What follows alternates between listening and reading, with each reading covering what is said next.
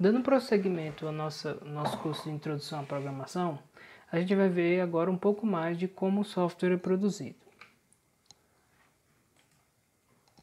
O primeiro conceito que a gente tem que dar uma olhada é a questão de software versus hardware. Software são os programas de computador, enquanto hardware é a parte física do computador. Então, o software ele roda sobre o hardware. Então, por exemplo, um sistema operacional como o Windows vai rodar em cima do hardware, né?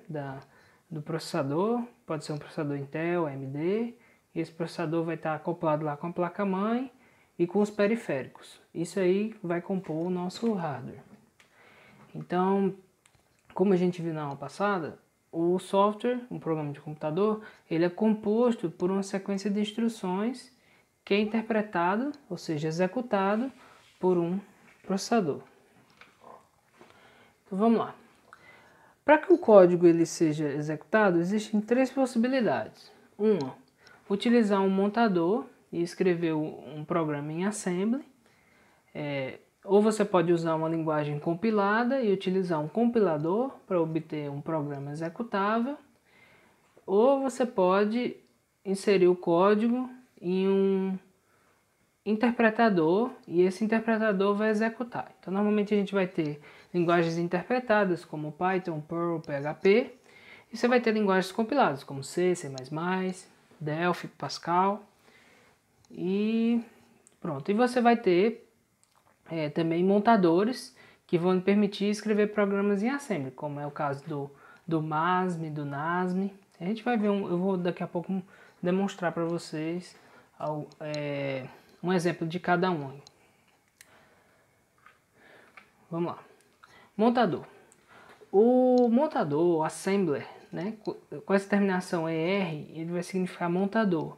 E com o Y, ele vai ser a linguagem, ou seja, a linguagem assembly, que são esses mnemônicos que se transformam. Mnemônicos são essas pequenas palavras em inglês, que se transformam em código de máquina. Então, quando você tem uma instrução tipo push EBP, aquilo ali vai ser transformado em binário. Então, cada instrução do assembly vai ser mapeado na linguagem de máquina. E quem faz isso é o montador. Interpretador. Ele é um programa que executa os programas que você escreve. Então, por exemplo, se você usa uma linguagem como Python, você vai escrever lá o seu programa como texto e esse programa como texto vai ser interpretado pelo interpretador lá do Python e aí você já vai ver a execução desse programa. Então, isso que é um código interpretado. E uma vantagem das linguagens interpretadas é que você pode programar elas em tempo real. Também vou demonstrar isso daqui a pouco. Compilador, né? As linguagens compiladas, como a gente já tinha visto na aula passada, você insere o código fonte e aí ele é compilado e transformado num executável. Então você tem o seu programa lá em modo texto, que você escreve e tudo mais, aí você compila, gera um executável que vai ser seu programa. Agora alguns termos do processo de compilação. Existem dois termos muito importantes. Um é o código-fonte e o outro é o código-objeto. Código-fonte é a linguagem da qual você está partindo. Então, por exemplo, se eu tenho um código-fonte em C e eu compilo ele para código-objeto como linguagem de máquina, então eu vou ter o quê? Eu vou ter um código original que estava em texto, um texto lá que está na sintaxe do C, que ele é compilado e dessa compilação resulta o código em linguagem de máquina, que é o que eu posso efetivamente executar, ou seja, meu programa, meu código executável. Aí, agora a gente vai entender alguns termos para a gente entender um pouco desse contexto da programação. Eu vou falar sobre alguns tipos de desenvolvimento que existem, vou começar com o desenvolvimento web. O desenvolvimento web é o desenvolvimento de aplicativos para ser executado em browser. Então, por exemplo, Chrome, Firefox, Edge, eles são exemplos de browsers. Então, eu vou fazer um software que eu vou acessar ele via browser. Então, um exemplo é o Facebook, né, bem famoso. Então você está lá, você vai acessar, abre lá o Google Chrome, digita facebook.com e tem acesso à aplicação. Aí, desenvolvimento mobile. É o desenvolvimento para dispositivos móveis, como celular, tablet. E a gente tem dois sistemas operacionais muito famosos, que é o Android e o iOS. O iOS para o iPhone, o Android para a família Motorola, Asus, Xiaomi. E um exemplo de uma aplicação de mobile é o Waze. A gente tem o desenvolvimento desktop, esse é o desenvolvimento mais tradicional, né? Que é o desenvolvimento de aplicações para o computador. Como por exemplo o Windows Media Player, né? Que a gente usa para executar música, vídeo, e que é uma aplicação para o Windows. Então, o desenvolvimento para Windows e para Linux são exemplos de desenvolvimento desktop. E a gente tem o desenvolvimento de sistemas operacionais, que é software que vai rodar em cima do hardware, né? Então, um exemplo seria o Linux. E a gente tem desenvolvimento de sistemas embarcados, que é o desenvolvimento de aplicações que vão rodar em relógio, televisão, carro, geladeira, ou seja, qualquer dispositivo que para o funcionamento dele, ele exige um software. Então, por exemplo, a injeção eletrônica de um carro, ele vai necessitar de um sistema embarcado. Então, aquele software que vai rodar lá na injeção eletrônica é um exemplo de sistema embarcado. Beleza, e como é que os dados são representados no computador? A gente viu na aula passada que tudo se transforma em bytes, onde um byte são 8 bits. Então, no fim, tudo é a minha representação lá de 1 ou 0. Então, vamos lá. Aí a gente pode pensar no exemplo do texto. O texto no computador, cada letrinha vai virar um número, certo? E a gente vai ter padrões para fazer essa associação entre a letra e a representação em binário, ou seja, o número, né, que representa aquele caractere. Aí existem vários padrões, como o Unicode, como o ISO 8853, como o ASCII, certo? Esse ASCII aí tem gente que lê ASCII 2, mas não é correto. Esse não é um 2 em romano, é ASCII, certo? Aí ele é um acrônimo, né? E são 2 I's no final. E beleza. Então, quando você tem lá um arquivo em binário que representa um texto, ele tem que ser interpretado no computador com a codificação correta. Senão acontece aquilo que, às vezes você já acessou um site, aí fica cheio de interrogações lá onde tem acento. Isso significa o quê? Que a codificação que você está tentando ler não é a correta. Não foi a que aquele texto foi escrito. Isso acontece muitas vezes, a gente abre um documento do Word e fica cheio daquelas interrogações, né? Aí beleza, aqui um exemplo para vocês entenderem codificações diferentes. O Unicode, ele além das letras do nosso alfabeto, ele também vai ter caracteres em japonês, em coreano, em russo. A ideia é ter uma representação universal. Já o ASCII não, ele é mais só para o nosso alfabeto, para os números e para alguns símbolos. E aí vamos para as imagens. Como é que imagem, como é que figura, vídeo é representado num computador? Como eu disse, tudo é representado com binário. Só que você tem que ter um padrão. Da mesma forma como você tem que ter uma codificação para interpretar um texto, você tem que ter uma codificação para interpretar uma imagem. A codificação mais comum seria o bitmap, que significa o quê? Do inglês, mapa de bits. Então você vai ter esses bits mapeados numa figura.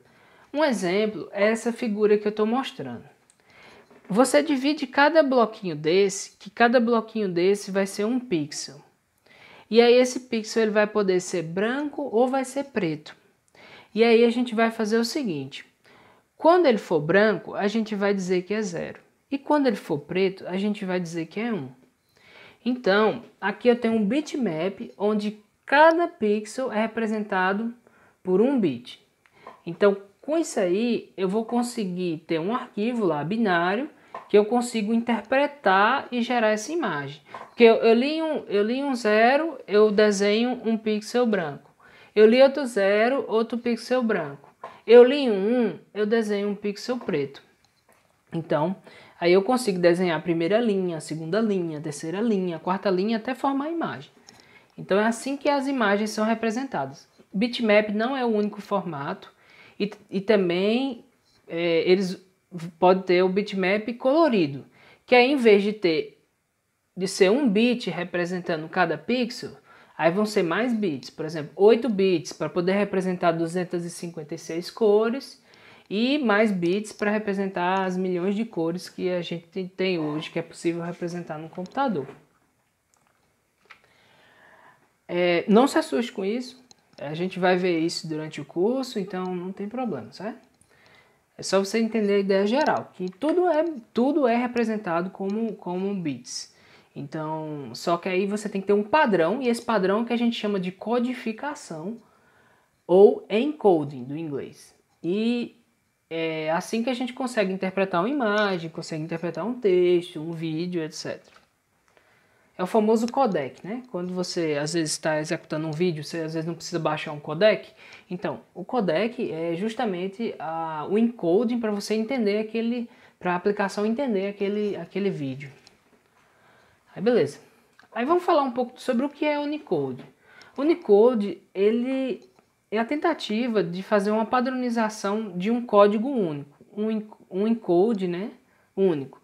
Porque cada país tinha um ou mais encodes. Então o Japão tinha a codificação dele, a Rússia tinha a codificação dela, aí lá na Inglaterra eles usavam a codificação, na França outra, e isso era um terror, porque cada idioma que você quisesse suportar, você tinha que trabalhar com uma codificação diferente.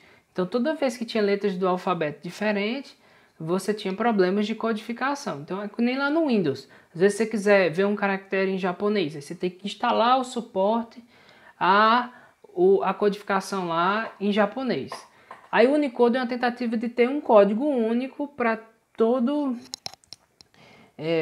tipo de aplicação que usa qualquer tipo de linguagem. Só que ele ainda não se tornou, ainda não tomou conta de tudo, né? Então a gente vai ter ainda as outras codificações vigentes. Inclusive, se você estiver acessando, por exemplo, Windows ou Linux, se você for olhar a codificação, ele não vai estar usando o Unicode, ele vai estar usando outra codificação. Aí, pronto. Então, o ASCII, né, que é o mais comum, quando a gente está trabalhando a introdução à programação, a codificação que a gente mais trabalha o texto é o ASCII, certo? E por quê? Porque ele é simples, ele só usa 256 símbolos no final, né? E nem todos são imprimíveis, mas ele só usa 256, que ele usa 8 bits, certo? Se ele usa 8 bits, cada bit tem duas possibilidades, 0 ou 1.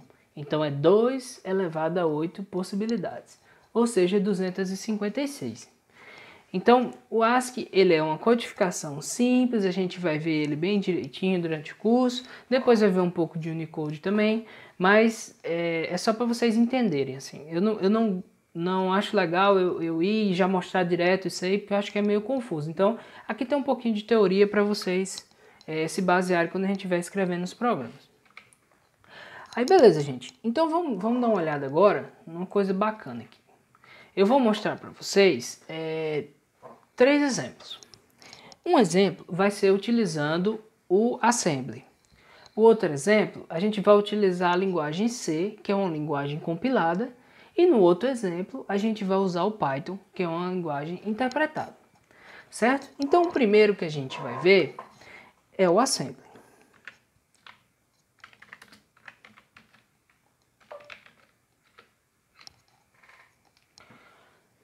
Aqui, a gente tem o nosso programa em Assembly.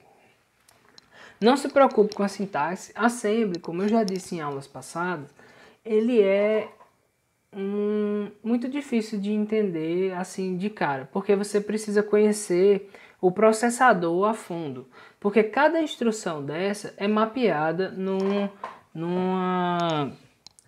instrução em linguagem de máquina. Então, mas basicamente o que a gente vai fazer aqui é escrever Hello World na tela. Então, para isso, eu vou carregar esse Hello World na memória, que é o que a gente chama de buffer, e vou mandar ele escrever. Quando ele escrever, eu vou mandar ele terminar o programa. Então vamos lá, vamos ver isso executando, que é bastante interessante. Nosso código que está em assembly, a gente vai primeiro transformar ele em código objeto, no padrão ELF64, que isso aqui é para o Linux. Então os executáveis no Linux são do tipo ELF64. Depois a gente vai fazer a linkagem, não se preocupe com ele, a gente vai entender no futuro o que significa linkagem, o que significa código objeto. E só pense assim, o código objeto ele gera numa linguagem intermediária, que já pode ser, por exemplo, a linguagem que o processador vai executar, e depois a gente faz a linkagem para juntar esse programa com outras instruções que a gente usa, porque no caso a gente vai pedir para o Linux, né, para o sistema operacional imprimir aquilo na tela. Então por isso que a gente precisa fazer uma linkagem. Mas não se preocupe, isso é detalhes dos próximos capítulos. Aí a gente faz a linkagem e aí sim a gente já vai poder executar. No Linux a gente executa com /, um programa, e aí a gente vai executar o programa em assembly. A ideia aqui não é vocês entenderem o assembly, é só vocês verem mais ou menos como é que funciona. Então NASM é o meu assembler, lembra que a gente viu acabou de ver ali na aula? É o assembler. E ali eu escrevi um código em assembly, que eu uso o assembler para montar o meu código executável. Pronto. Então agora a gente vai ver uma linguagem compilada, que é o C. Então a gente vai ver o meu programa em C. Aqui eu tenho o meu programa em C, você já vê que ele é 1000 vezes mais legível que o meu programa em assembly. Então, basicamente, o que eu vou fazer, tem print aí, para quem sabe inglês, print significa imprima. E ele vai dizer, imprima Hello World. E aí vai retornar 0. 0 significa execução sem erros. Então, vamos lá, a gente vai compilar esse programa. O compilador que a gente usa no Linux para o C é o GCC. A gente vai dizer que eu quero compilar exemplo.c. E que o output dele eu quero colocar num programa que chama exemplo_c. Então, beleza. Aí aqui a gente já viu, /, para executar um programa, exemplo_c. E ele também vai imprimir Hello World. E agora a gente vai ver um exemplo de uma linguagem interpretada, que é o Python. Então a gente vai ver aqui o exemplo.py de py, né, que em inglês a gente vai ler py, e beleza. Já no assembly era pouco legível e no C já ficou bem mais legível, no Python é ainda mais legível, que a gente escreve aí print Hello World. Não preciso nem explicar, pelo outro exemplo vocês já entendem o que faz. Então, agora olha como é fácil. Nosso programa interpretador, sem nenhuma surpresa, se chama Python. E aí quando a gente manda ele executar o exemplo.py, ele também imprime. Então a gente viu 3 versões do mesmo programa que imprime Hello World na tela. Mas você vê que o meu código em assembly, eu vou abrir aqui de novo para vocês verem. Ele é um código difícil de ler, eu preciso entender como é a arquitetura daquele sistema que eu estou escrevendo, por exemplo. Eu preciso entender das chamadas que tem para o Linux, eu preciso entender como é que funciona as instruções do processador para poder utilizar. Aí eu já tenho uma linguagem de alto nível como o C.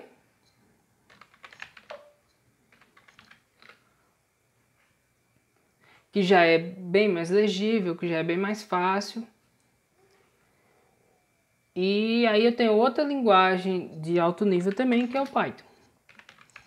Só que a diferença é que o Python é interpretado. Aí diz assim, mas qual é a vantagem de eu utilizar uma linguagem interpretada e de eu utilizar uma linguagem compilada? A linguagem compilada vai ser mais rápida, quase sempre. Por quê? Porque ela vai rodar diretamente em código de máquina, certo? Em linguagem de máquina, como a gente viu. Então ele vai ter as instruções direto para o processador.